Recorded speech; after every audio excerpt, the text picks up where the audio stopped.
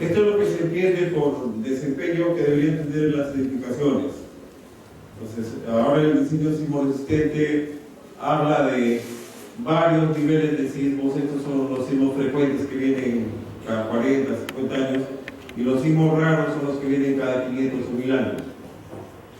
Las normas solamente dan protección o dicen qué es lo que hay que hacer contra terremotos que vienen cada 500 años.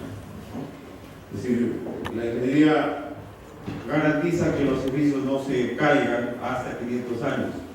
Sin embargo, vienen terremotos no tan grandes como los de 500 años y los edificios se caen.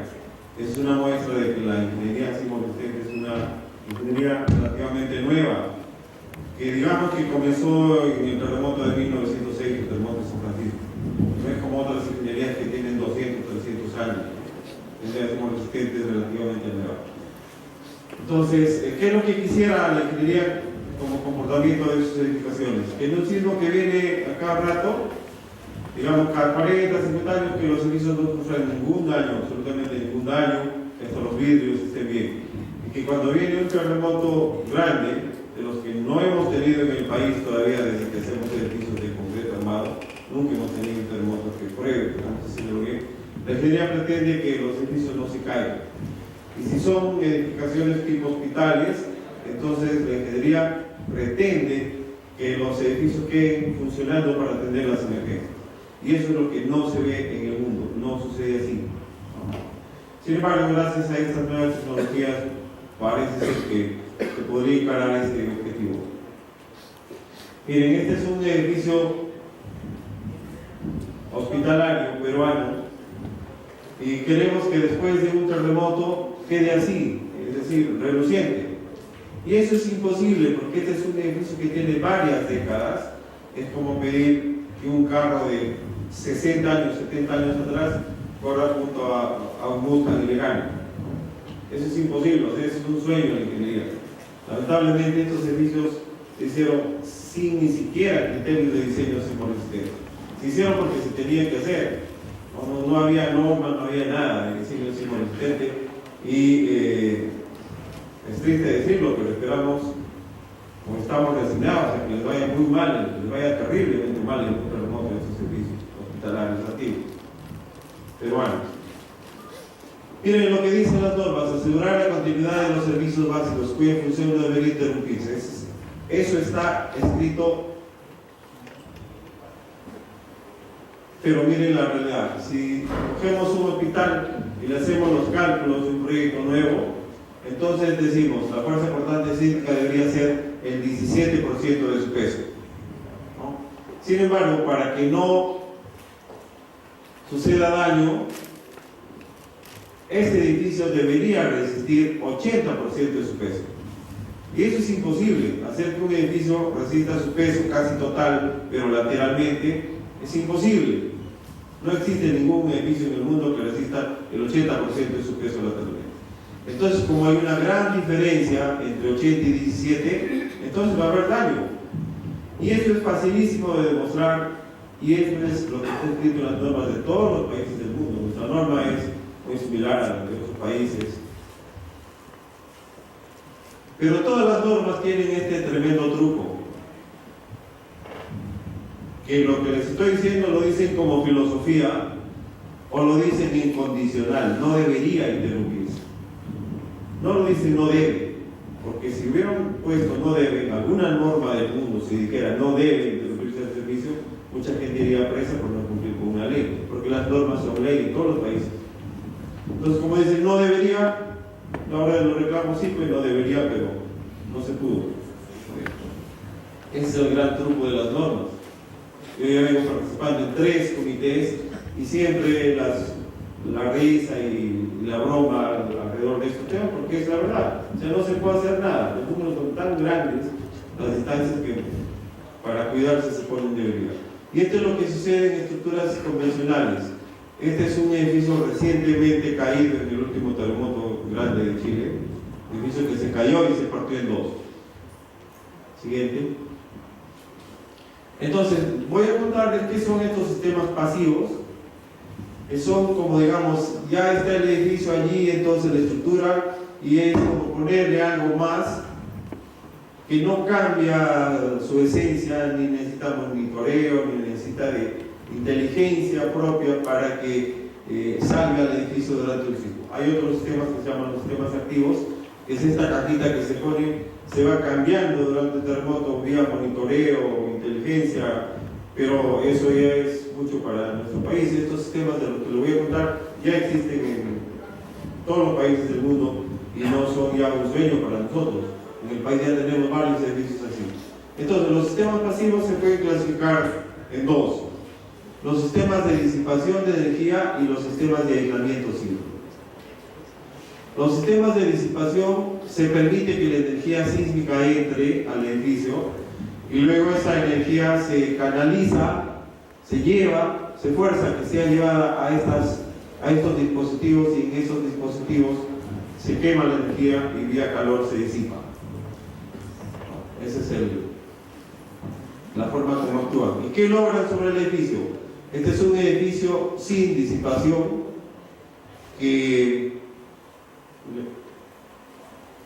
el de la izquierda es un edificio sin disipación que se mueve bastante, entonces se va a dañar mucho durante el sismo. El de la derecha es un edificio que tiene disipadores, por lo tanto se mueve menos, se daña menos la estructura y daña menos el contenido del propio edificio. Ahí tienen una animación, dale clic acá. Una animación del comportamiento del edificio más grande de América del Sur con dispositivos de disipación. Al centro de estas cruces están los dispositivos de disipación. Esta se llama la Torre Titanium en Chile, un edificio de 45 pisos, creo. Esta es una simulación. El edificio que ven acá a la izquierda no tiene dispositivos. El que está a la derecha sí tiene dispositivos y, como ven, se mueve mucho menos, ¿no? El edificio ya pasó el terremoto del 2010 en Chile y se comportó espectacularmente bien, ¿no? Esa es una prueba en vivo. Y estos dispositivos no es que sean dispositivos de la guerra de las galaxias ni ingeniería sofisticada, son pedazos de metal que se doblan, igual que una cuchara que uno la dobla un montón de veces, se calienta de manera idéntica. Estos dispositivos tienen esa particularidad, son piezas de metal que disipan energía por fricción. La siguiente, ahí tienen una vista, miren, estos tubos grandes que ven de amarillo sirven para acercar el desplazamiento de un piso con relación al otro, porque no se forman estos tubos de amarillo, y todo el desplazamiento de entre pisos se concentra en este espacio entre las dos planchas en rojo que ven. Es decir, el desplazamiento del piso más 3 arriba y el desplazamiento de menos 2 abajo se concentra en ese espacio, y lo que hace es destrozar pues el acero que va ahí adentro, y ese acero que va entre esas dos planchas en rojo es el que disipa energía. Es como la cuchara, un montón de cucharas ahí y muy robustas para disipar energía. Pero no es que estos dispositivos se quedan inservibles o se malogran para el siguiente terremoto. Un edificio alto en un terremoto pues hace 20, 30 ciclos a lo más y más. Entonces es como doblar una cuchara 20, 30 veces. Estos metales no les pasa nada con ese número de ciclos, ¿no? Los metales tienen fatiga alrededor de los miles o cientos de miles de ciclos. Entonces los dispositivos se quedan allí esperando el siguiente terremoto. Anterior. Dentro de los dispositivos de disipación hay básicamente de estos tipos. Estos son los metálicos, que les digo que tienen que deformarse para liberar energía. Luego están los de fluido viscoso, que son como los amortiguadores del auto, exactamente igual. O cuando uno jala la correa del auto y la correa se hace mayor fuerza mientras mayor velocidad ponemos. Para que se tire la correa del auto para abrir una puerta que tiene estos sistemas, uno tiene que hacerlo lento para que pueda tener éxito. Entonces, bueno, y hay otros que dependen del desplazamiento y la velocidad. Estos son de masas sintonizadas. Lo siguiente, que es lo que vamos a ver ahí a continuación. Ahí está, miren. Es como ponerle dos masas, dos o más masas, o a veces se pone una sola masa, en la azotea del edificio. Y estas masas se sintonizan con el periodo fundamental del edificio para que cuando venga el terremoto las masas se muevan al otro lado del edificio y digamos que permanentemente lo centren, ¿no? Es un tema muy simple desde el punto de vista de conceptos y muy económico. Estas masas se montan sobre unos dispositivos que al mismo tiempo sirven para liberar energía. Siguiente. Ahí tienen una simulación de un edificio con masas sintonizadas. En América ya hay varios edificios, en Sudamérica hay varios edificios, en Chile básicamente, solamente en Chile, en México hay varios con dispositivos metálicos y en el país recién se va a hacer uno con este sistema de masas sintonizadas, que ya está comenzando la construcción, con masas sintonizadas, pero con dispositivos histeréticos, o sea de metal, con dispositivos de fluido viscoso. Ya tenemos la suerte de haber diseñado varios y ya se han construido en Lima, ¿no? Ya no es una tecnología extraña o que no se puede usar en el país. Ahí tienen las masas que durante el terremoto se están moviendo en sentido contrario y están ayudando a que el edificio se mueva menos. En honor a la verdad, este sistema de masas sintonizadas es el menos eficiente de toda la familia de estos dispositivos, pero tiene otras virtudes que no entorpece para nada el proyecto arquitectónico y de funcionamiento. Las diagonales que ustedes han visto tienen problemas, ¿no? Ahí pueden ver, miren, estos dispositivos se llaman alas azotadas, que están acá en una batería de varios, y este es el de la torre titanio. Entre estos dos son unas sus metálicas que son las que se forman durante el terremoto. Todos estos se llaman histeréticos. En el Perú ya tenemos varios de edificios protegidos con estos sistemas, básicamente con estos hadas citadas. Siguiente. Bueno, hay una explicación adicional de cómo trabaja. Cuando viene el terremoto se deforman así, y ustedes recordarán por sus conocimientos de estructuras un elemento que está bien encontrado en la parte superior y en la parte inferior. Entonces tiene un diagrama de momentos que pasa por cero por acá, tiene los máximos arriba y abajo, y por lo tanto tiene esa forma para que el acero fluya en toda la altura, no solamente en esa parte más angosta, sino el acero.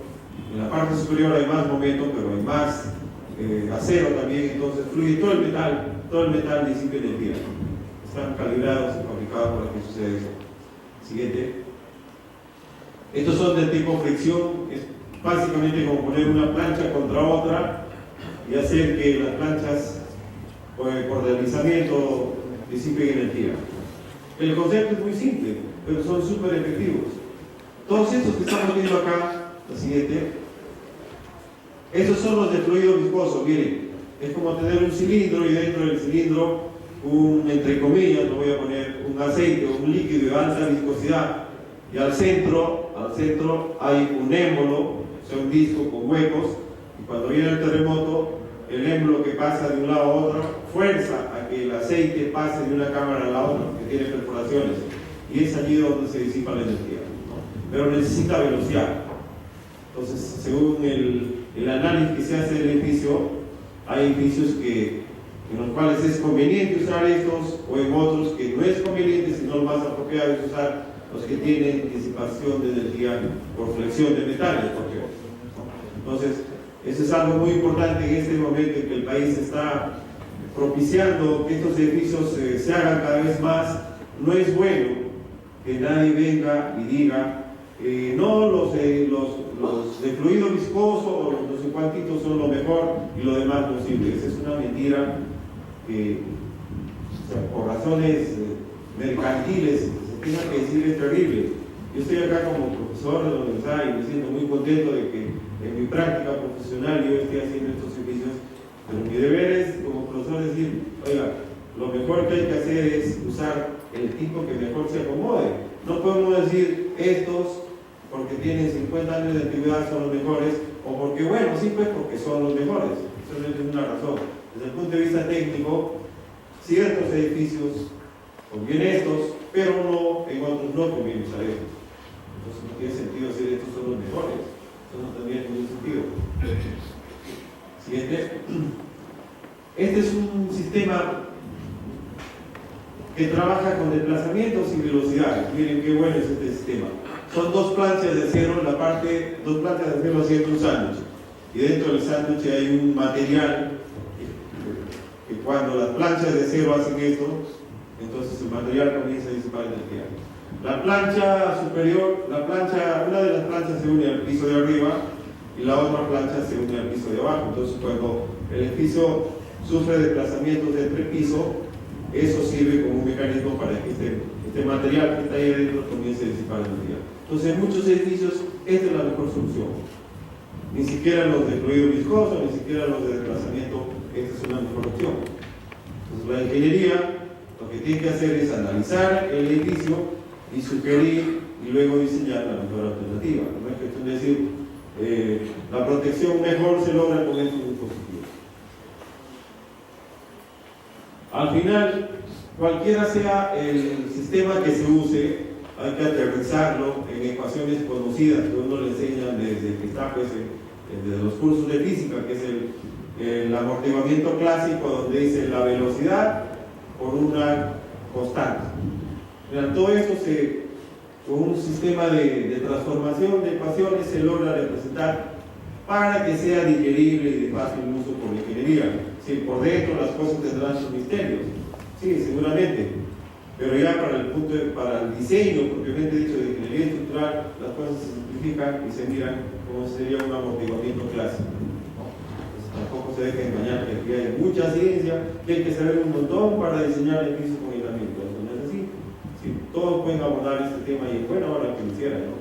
Realmente los edificios ganan mucho con estos dispositivos para cuando nos toque vivir un terremoto fuerte que nunca ha sucedido. Entonces, desde el punto de vista práctico de ingeniería, lo que significa es que cuando diseñamos un edificio convencional tenemos que usar esa curva en naranja, pero cuando usamos dispositivos de disipación de energía nos pasamos a la curva en verde, es decir, hay menos fuerza sísmica sobre el propio edificio. ¿Por qué? Por la sencilla razón de que el edificio se va a mover menos. Siguiente. Ya, pero todos estos sistemas que hemos visto, ya voy a la mitad para que se tranquilicen. Ya. Todos estos sistemas que hemos visto en la primera parte, que se llaman de disipación de energía, a lo más logran reducir los efectos del terremoto en un 30 o 35%. Es decir, el edificio va a sentir, por poner términos muy simples, el 60% del terremoto. Sin embargo, este sistema que se llama el aislamiento sísmico, sí, realmente es una maravilla, es espectacular. Lo que siente el edificio es el 10% del terremoto. Entonces, los edificios que tienen aislamiento en la base son los edificios con los cuales sí se puede lograr este gran sueño de la ingeniería, que pase un gran terremoto y el edificio se quede intacto.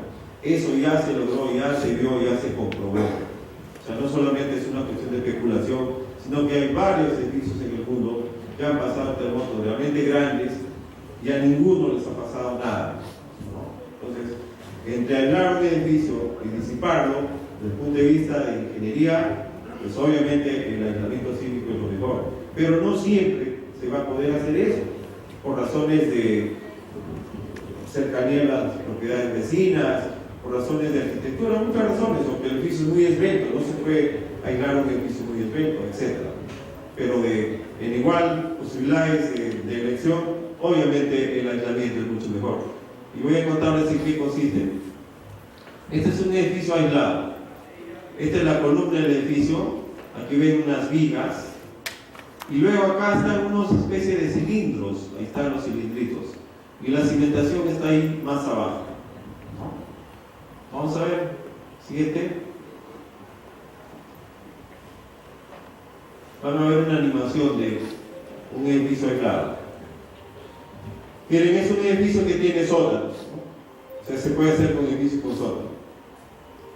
Cuando viene el terremoto, el sótano se mueve juntos con el suelo. Pero encima del sótano se ponen estos aisladores y se pone una doble losa, ven ustedes, perdón, un doble sistema de vigas. Viene el terremoto y el edificio se queda quieto, y el que se mueve es el suelo y este sistema y todo lo que son los sótanos, ¿no? Desde el punto de vista de resultados, miren, el de la derecha es el edificio aislado, ni siquiera se mueve. Esta animación que ven acá es una simplificación de lo que sucede siempre en los primeros edificios aislados en Sudamérica. Es un complejo de vivienda popular donde hay un edificio aislado y las ventanas de este edificio aislado miran al otro edificio que es idéntico de arquitectura pero que no está aislado. Y cada vez que hay un terremoto en Chile, porque terremotos en Chile tienen muchísimos más terremotos que acá, y no quiere decir que siempre sea así, ¿no? Probablemente después nos toque una centuria de terremotos fuertes a nosotros, no sabemos. Ustedes que en estos dos edificios, la gente que esté en el edificio aislado no se da cuenta que está pasando hasta que mira por la ventana al otro edificio y los vecinos están totalmente alterados, que quieren correr y salir corriendo del edificio. Entonces, esta es la primera vez que se tiene un edificio de vivienda popular que lo hizo la Universidad Nacional de Chile. La Ingeniería Resistente de Aislamiento Sísmico nació en Chile, en la Nacional de Chile, y luego los que han terminado dirigiendo y promoviendo todo en Chile son los de la Católica de Chile. Pero este es el primer experimento. Bueno, ¿qué cosas se puede aislar? Se puede aislar muelles, se puede aislar hospitales, edificios en general. Uno de los comportamientos más espectaculares que ha tenido este sistema de aislamiento ha sido varios muelles en el terremoto último de Chile. Muelles absolutamente sin daño, cero daño, frente a otros convencionales totalmente valorados y inclusive para rehacerse. En hospitales también ha sido espectacular el desempeño que han tenido. Bien, ¿qué son los aisladores? Hay de varios tipos. Estos son cilindros de goma que a veces al centro tienen un cilindro de plomo pequeñito, lo que ven acá, un cilindro de plomo pequeño, para que ayude a disipar energía. O también hay planchas de acero, entre comillas, que se deslizan una respecto a la otra. Por dentro tiene una especie de esfera que les permite, se llaman péndulos de fricción. Y los deslizadores son planchas sobre planchas que se mueven horizontalmente, no tienen curvatura. Ahí para que vean el tamaño, este es un edificio de 7 pisos, para que vean el tamaño de estos cilindros. Esta es la zapata, propiamente dicha. Ahí tienen el aislador y luego este es el sistema de vigas para sostener la losa del nivel 0. Entonces, si este edificio no fuera aislado, no habría esta losa, porque el nivel 0 está sobre el piso, ¿no? Este es un punto en contra del sistema de aislamiento, hay que hacer forzosamente una losa adicional. Y si tiene sótanos, entonces, aparte de estas vigas para sostener esta losa, este techo, hay otro sistema de vigas uniendo las columnas. También es un punto en contra. Ahí tienen una radiografía de cómo son estos aisladores. Láminas de caucho intercaladas con láminas de acero y al centro eventualmente un núcleo de plomo. Ahí tienen una prueba de estos cilindros, no sé si se nota muy bien. Miren la inclinación. Acá hay 200 toneladas de peso y miren este cilindro como si puede seguir cargándolas cuando ya está inclinado 45 grados. Entonces estos cilindros son fácilmente deformables por el terremoto y permiten casi que el edificio esté quieto arriba. Pero se deforman tanto, pero siguen cargando lo que tienen que cargar. Es decir, siguen soportando la carga de gravedad. No tendría ningún sentido que con esa deformación comiencen a tener problemas. Están hechos para eso. Estos son los deslizadores que les comentaba hace un ratito. Ya estos son ejemplos de aplicación acá en el Perú. Esta es la cimentación. Ahí está el cilindro colocándose. A ver, un anterior, por favor. O vamos dos adelante. Dos adelante. Quiero que tengan una por favor. Ya, ahí se nota. Miren. El sistema debe garantizar que el dispositivo se puede cambiar. ¿Para qué? Por si acaso, como es una tecnología nueva, el diseño de ingeniería debe garantizar que esto se debe cambiar en algún momento si es que se necesite. A pesar de que tienen garantía de 50, 60 años estos productos, uno tiene que dejar todo listo para que se pueda cambiar. ¿Y cómo son? El cilindro viene entre dos planchas de acero y luego en el concreto se queda embebido un perno hembra. Es decir, es un cilindro que tiene un disco interno. Son 4 pernos hembras, se pone el dispositivo y luego viene el perno macho por ahí. Y igual es arriba. Cuando se tiene que sacar el dispositivo para probar, hay que apuntalar la estructura que está encima, se sacan estos pernos, se sacan los pernos de arriba, el dispositivo se saca y se vuelve a poner otro si es que se necesita. No se ha dado el caso todavía en el mundo de necesidad de sustituir estos dispositivos, porque no tendrían por qué necesitarse. Si ustedes se dan cuenta, el dispositivo en sí es un dispositivo muy sencillo, no tiene cosas espectacularmente extrañas o misteriosas. Es un poco de caucho con láminas de acero. Realmente para la ingeniería civil, si no nos vamos a poner a diseñar estos dispositivos porque no sabemos esas cosas. Es tarea de la ingeniería mecánica y lo saben hacer muy bien. Lo que nos interesa a nosotros es que este sea un producto probado, que me dé las características que yo quiero y que, bueno, que alguien garantice por su durabilidad, ¿no? Desde el punto de vista de estructura nos interesa su rigidez lateral, el amortiguamiento que disipan en un terremoto. Y esto es el nuevo pabellón de la Universidad Católica. Ya tenemos 2 ciclos ya en este pabellón, es un edificio de 7 pisos. Estos son los sótanos. El siguiente. Ahí están los dispositivos. Lo que ven ustedes encima es un edificio. Lo que va a venir encima de este dispositivo son 7 pisos y hacia abajo hay 3 sótanos. Entonces los aisladores por eso están un poquito más grandes del caso anterior que vieron. Pero ven, no es nada complicado pues instalarlos en obra. Tampoco no siempre se escuche como yo escucho comentarios. No, ¿para qué me voy a meter a hacer un edificio aislado? Después voy a tener problemas en obra.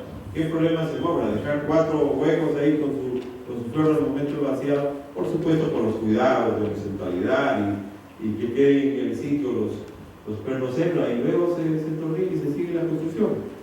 No hay más misterios. Este es el edificio de la Universidad Católica de Chile. El anterior que les mostré es de la Católica del Perú, que ya está en funcionamiento. Este es otro edificio que, como pueden ver, todas las instalaciones tienen que ser flexibles porque el edificio se va a quedar quieto, es decir, esto no se va a mover, y el suelo es el que se va a mover. Y más o menos para nuestra realidad, ¿cuánto se va a mover? Nuestra realidad como país, en un terremoto grande de 500 años se va a mover como 30 o 40 centímetros el suelo. El edificio casi como que se va a quedar quieto. Como se va a mover un poquito, entonces la diferencia entre los dos va a ser del orden de 30 centímetros. Entonces todas las tuberías deben estar justamente preparadas para que se produzca ese desplazamiento. Y en esta zona donde está el corte entre el edificio y los sótanos, todo tiene que ser absolutamente flexible. No puede haber una escalera que siga pues así de corrido. Todo tiene que estar separado. Las conexiones de data, las conexiones de agua, gas, todo tiene que estar separado. Clic acá. Son las conexiones de desagües, por reboces, todo tiene que ser así, porque cuando se entrega a las redes ya de la zona de la organización, tiene que ser una entrega pensando en que el techo que está acá se va a quedar quieto y el suelo es el que se va a mover nuevamente, lo que les digo, como 30 centímetros. Este es un edificio que ahí pueden ver la junta de separación entre el edificio y el suelo. Todo tiene que estar separado. A la vuelta del edificio tiene que haber una junta de separación de por lo menos 30 centímetros. ¿No? Porque recuerden que el suelo es el que se va a mover y el edificio va a quedar quieto. Y bueno, ya los arquitectos saben cómo resolver esto, y hay algunos trucos de arquitectura. Las escaleras que les digo tienen que estar separadas. Este es el edificio aislado, estos son los sótanos, no pueden tocarse. tienen que estar separados. Esta es la escalera y los sótanos del edificio de la Católica de Lima. Corte por acá, la siguiente. Es decir, se puede mover así en la dirección del eje de la escalera o también en la dirección perpendicular al eje de la escalera. Todo tiene que estar libre. Miren, esto que ven acá obviamente es una cosa temporal, pero al final, si van ustedes y nos visitan, van a ver que hay un corte horizontal. En el pasamanos hay un corte horizontal. Entonces uno se pone a pensar, ¿qué pasa con la gente que está en el sótano a dejar su carro y está saliendo por las escaleras, ¿no? En un terremoto? Resulta que el apoyamano, el pasamanos, uno llega a este punto y el pasamanos se le puede mover 30 centímetros, separado en dos. Sí, pues es así. Y cuando uno está pisando en esa grada puede crecer 30 centímetros o acortarse 30. Sí, es así. Lamentablemente. O sea, eso no hay manera de cambiarlo. Es igual que en la vista anterior, si uno está queriendo pasar esa fosa por la zona de escaleras, va a notar que el edificio se va a mover. Eso son parte de lo que va a suceder. Cuando el edificio no tiene sótanos, la solución que se ha dado, y esto ya lo estamos haciendo en algunos hospitales en Perú, es que el nivel 0 se deprime 1,5 metros y se llega a esta zona. Y el primer piso del edificio se sube 1,5 metros o algo así, con unas graditas. Y entonces todo este nivel es el piso de inspección para poner los aisladores y eventualmente cambiarlos. Eventualmente, digo, todavía no se cambia en ningún lugar del mundo un aislador, ni se necesitaría hacerlo. Cuando hay sótanos y hay ascensores que bajan a los sótanos, la caja del ascensor no puede estar cortada por nada, porque imagínense pues una caja de ascensor que de golpe se corta con 30 centímetros de desplazamiento, eso no puede existir. Entonces, la estructura del ascensor tiene que bajar colgada del edificio, de tal manera que el ascensor se tiene que mover con el edificio aislado. Entonces, a la vuelta del ascensor, en los sótanos, tiene que haber una punta de separación nuevamente. Claro que tiene que haber. Ahí está, el edificio aislado, y este es el ascensor que se tiene que bajar unido al edificio aislado. Ahí tienen los detalles, el pie del ascensor, también el pie del ascensor está sobre deslizadores, ahí se puede notar en la vista inferior derecha. Siguiente. Bueno, desde el punto de vista ya de diseño de ingeniería, poner un edificio sobre estos aisladores, desde el punto de vista coloquial, es pensar que el edificio se va a quedar quieto y que el suelo se va a mover. Pero ya desde el punto de vista técnico de diseño en detalle, no es eso absolutamente cierto. Lo que sí es cierto es que un edificio aislado es un nuevo sistema dinámico que ahora tiene un periodo mucho más largo. No es que esté absolutamente aislado.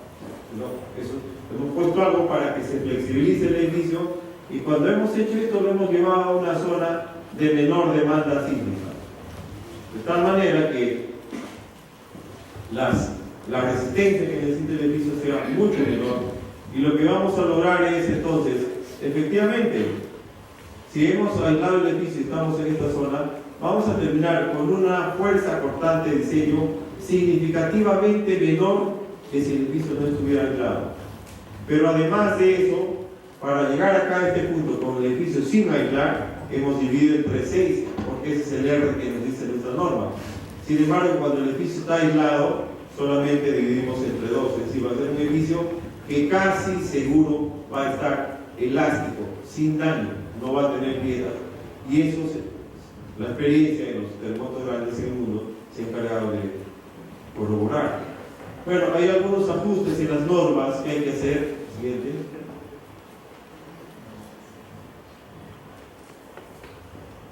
En la figura superior ven un edificio sometido a un terremoto. Entonces, para que sea resistente al terremoto, el enfoque tradicional, ¿cuál es? Hacer el edificio muy robusto, de placas muy grandes. Y el edificio moderno, que con cuidado se los cuento, significa que le estamos poniendo un escudo antisísmico ahí al edificio, de tal manera que pasa ya menos sismo al edificio. Entonces en ese momento se nos ocurriría, como el edificio siente menos sismo, entonces lo hacemos más flaquito, ¿no? Lo hacemos más flaquito, pero no podemos caer en ese juego de hacerlo cada vez más y más flaquito. ¿Por qué?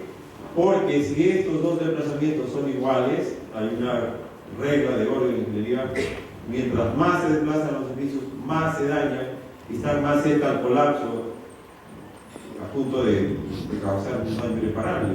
Entonces, está bien que al edificio le llegue menos sismo, pero no lo podemos hacer tan flaquito, porque si lo hacemos tan flaquito, se va a desplazar lo mismo que este otro granulón muy fuerte, y al final los dos se van a dañar igual. Entonces, no tiene ningún sentido usar estos sistemas para pagar, que me disculpen los colegas, primos arquitectos, para pagar los gustos arquitectónicos de los arquitectos. Eso no se puede hacer. Es decir, con el aislamiento sísmico, la disipación de energía, se puede lograr edificios que necesiten menos cuidados sísmicos, y uno está tentado pues a permitir que el arquitecto haga cosas raras, y eso no es así. O sea, si uno aísla un edificio, ¿para qué es? Es para que se comporte ejemplarmente mejor que los otros, para que si es un hospital, ese hospital pueda atender una emergencia y no solamente pongo aisladores o disipadores para cumplir con la norma. No tendría ningún sentido. Yo los cuento porque ya se han dado casos de, digamos, un uso poco noble de estos dispositivos. Siguiente. Ya, sigamos más con esto.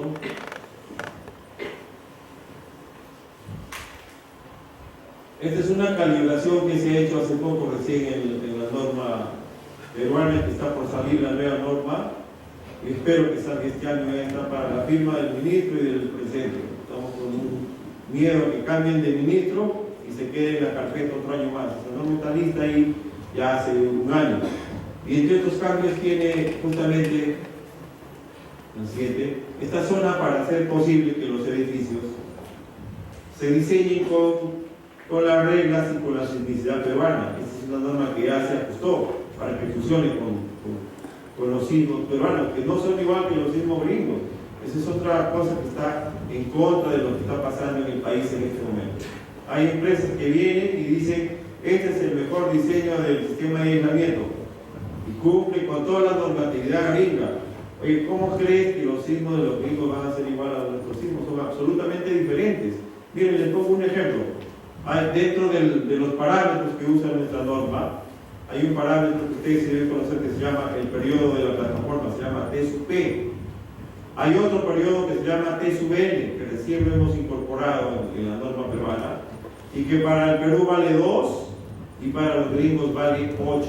Entonces, ¿cómo voy a hacer un cálculo si entre nosotros y los gringos hay una diferencia de 4 veces? Sale cualquier cosa, ¿no? Es decir, está bien, pues hay otros países muy adelantados que saben muchas cosas, pero todas esas cosas que les saben se los tiene que acondicionar para el uso del Perú, ¿no? Yo no puedo diseñar con un tele de 8 si eso no tiene absolutamente nada que ver con los sismos de América del Sur, ¿no? Entonces, por eso les digo, las normas también tienen que acompañar este crecimiento de este uso de nuestros edificios. Entonces, ¿qué dicen las normas?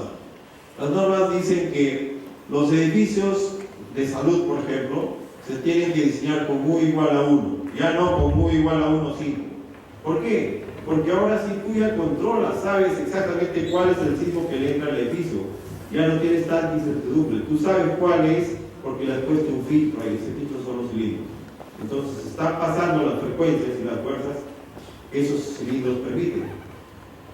La predictibilidad de esos cilindros es tremendamente más alta que la predictibilidad de nuestros edificios de concreto armado. Es decir, si yo digo, a ver, F'(C) 280, muy bien. Lo único que pueden ustedes afirmar es que en ningún sitio del edificio va a haber 280. ¿Por qué? Porque sería extraño pues, que algún sitio del edificio sea 280. Hacen 100, 200, 1000 probetas y ninguna les va a salir 280 exacto. Que sale más, menos. El 280 es un dato nominal. ¿Y cuándo se acepta 280? Cuando un cierto porcentaje supera el valor medio más una varianza, etc. pero el 280 no lo va a encontrar, ¿no? En cambio, estos dispositivos son dispositivos que tienen una predictibilidad mejor, es decir, sus valores son mucho más ajustados y por lo tanto nos permiten sacar de nuestros cálculos esos factores de seguridad que en el caso del factor de uso eran unos 5, no, ahora se usa 1. Y el factor de reducción de fuerza sísmica, que normalmente usamos 6, 8, significa que estamos pasando de ese 80% que vimos al comienzo al 17%. Ahora ya no, vamos a usar solamente 2 y 1. Este es el problema de la norma actual. Los desplazamientos de esta norma siguen subiendo al infinito y al infinito, y eso no es así, eso ya se corrigió para la norma del 2015. Entonces, decir que este sistema de aislamiento no cumple con el actual código, efectivamente no cumple. ¿Por qué? Porque el código actual está mal, pero sí cumple con lo que la nueva norma va a decir dentro de poquito. Entonces, como les digo, como es una cosa nueva en el país, no tiene ni 10 años de uso, hay mucha polémica con qué norma usan, como si cumple o no cumple. Entonces alguien puede decir, efectivamente no cumple con la norma peruana. Sí, no cumple, pues, pero la razón es porque la norma está mal en esta parte, ¿no? Entonces eso ya se cambió y ojalá Dios quiera que esta nueva norma, la NTE 030-2015, se apruebe lo más pronto posible. Bueno, si uno hace los cálculos ahora para un edificio aislado, recuerdan ustedes que con la actual norma eso sale 17%. Si yo aíslo el edificio, solamente necesito darle la mitad de la resistencia, es decir, estoy ahorrando plata si yo aíslo el edificio, porque lo tengo que hacer resistir solamente el 8%. Miren todos los edificios que hay ya aislados en el país, ¿no? En 2006, la empresa Gallegos, Casadón, Arango y Quesada hicieron la anterior. Hicieron la protección de la torre del aeropuerto. Digamos que por ahí como que comenzó el primer ejercicio en serio en el país. Luego, 5 años sin nada, y en 2011 el ingeniero Julio Rivera hace el diseño de un edificio reducto que recién se inaugurado, ¿no? Miren, desde el 2011. En el 2011 también los profesores Escaletti y Proaño diseñan la biblioteca en la UNI. Y luego, el mismo año, esta empresa Sirve, que son profesores de la Universidad Católica de Chile, vienen y hacen el diseño de 2 edificios en la UPC, es una universidad particular en Lima. Y luego hemos tenido la suerte que a partir del 2012, esta empresa Sirve se une con nuestra empresa Prisma, y gracias a Dios, a partir de ese momento, casi todos los servicios que pueden ver en Lima o en el país, porque van a comenzar a ver en otros sitios, los hemos estado haciendo nosotros en compañía de esta empresa Prisma. Y voy a mostrarles algunos de ellos rapidito. Siguiente. Más edificios, miren, más edificios, y gracias a Dios ahora se están haciendo hospitales. Es más, ahora es obligatorio hacer hospitales con aislamiento. No se puede hacer en el Perú un hospital con el sistema tradicional. Se tiene que aislar en un hospital, ¿no? Siguiente. No, la siguiente, está haciendo al otro lado. Ya, bueno.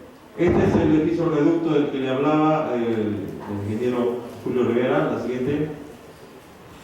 Este es un centro empresarial, edificio de 19 pisos, 8 sótanos, con disipadores de energía del tipo fluido viscoso. ¿Por qué? Porque era lo que correspondía a este tipo de edificios. Ahí está, estos son los edificios de fluido viscoso. La siguiente, son dispositivos de 100 y pico de toneladas de fuerza, ¿no? Sí, durante el terremoto estos dispositivos le ponen fuerzas al edificio en el orden de las 130 toneladas, pero en sentido contrario, para que no se mueva mucho, ¿no? Como pueden ver, el desplazamiento lateral de este edificio se ha reducido a 4,5%. La norma me permite 7%. Entonces este sí es un edificio que se va a comportar mejor que uno tradicional, porque su deriva es mucho menor. Siguiente. Esta es otra torre que se llama Orquídeas, 29 pisos, 10 sótanos, donde lo más aconsejable, por razones X, ya al final el resumen de todo, en este edificio se usaron disipadores metálicos. Y no es que siempre hay que usar los de fluido viscoso, no, mentira. Hay que usar lo que mejor corresponde al proyecto. Les cuento porque seguramente en algún momento van a escuchar decir, no, lo único que sirve son los dispositivos de este tipo. Y la persona que habla así pues está absolutamente descalificada. O sea, no es posible decir que un dispositivo es mejor que otro. Eso no existe. Cada problema estructural tiene su solución adecuada. Es como decir, ¿qué es mejor? ¿El potenzado o el acero? Si voy a hacer un hangar de aeropuerto que tiene 60, 70 metros de largo de luz, no voy a usar concreto, tengo que usar acero, ¿no? Entonces, es igualito. Cada dispositivo es más adecuado para el tipo de edificio. Ya, 29 pisos, 9 sótanos, se usaron dispositivos de 30 y 50 toneladas. 78 de estos dispositivos que ven acá. Siguiente. Bueno, el análisis. Este es un edificio mucho más desafiante en la ingeniería porque tiene 10 pisos de columnas rectas hasta este punto de quiebre, no sé si se nota por ahí. Y luego las columnas se inclinan 25 pisos más así, inclinadas, ¿no? Entonces, ahí están los resultados. Siguiente. La deriva, ese está en porcentajes. Quizás este es un buen ejemplo de lo que se les debería quedar. Con el uso de dispositivos, ¿cuánto puedo reducir lo que siente el edificio? Puedo reducir 30%, 35%, pero no puedo reducir 90%, como en el caso de un edificio aislado, ¿no? Siguiente. Ya esto ya lo vimos, pasamos nomás. Esto es lo mismo básicamente. Acá se usaron dispositivos que atraviesan un piso, es decir, se junta el desplazamiento de este nivel con el que está 2 pisos más abajo, a través de unas diagonales que atraviesan las losas y hacen que el dispositivo trabaje con doble deriva, es decir, son mucho más eficientes. Siguiente. Ya. Parte de lo que hay que hacer para terminar el diseño y ver la eficiencia del diseño es inventarse acelerogramas. Esos acelerogramas que ven aquí son acelerogramas inventados. Hay procedimientos numéricos y hay software libre inclusive para que yo le doy un espectro, que es el espectro del reglamento peruano, y el programa me da el acelerograma. Es decir, ¿cuál es el acelerograma? Cuyo espectro es el de la norma. Ahí tienen tres ejemplos, y con esos acelerogramas hay que hacer el cálculo de la respuesta sísmica de los edificios. La siguiente. Bueno, la siguiente. Este es el de la biblioteca de la UNI. El siguiente. Este es la 2 edificios de la UPC. Siguiente. Siguiente. Ya. Este sí es un edificio que le tenemos mucho cariño porque fue al comienzo de toda esta historia de aislamiento sísmico. Graña Montero nos contrató para hacerle su nueva sede de alta dirección, que lo llaman. Y le hicimos el diseño de manera convencional, es decir, siguiente. Esa es la estructura convencional con la que comenzamos el diseño. Y luego los animamos a que lo hicieran aislado. Y tuvimos la suerte que aceptaran hacer el edificio aislado. Como ven, ya no tiene ninguna placa, es un edificio de puro columnas y vigas, una arquitectura completamente limpia, y los resultados fueron espectaculares. La siguiente.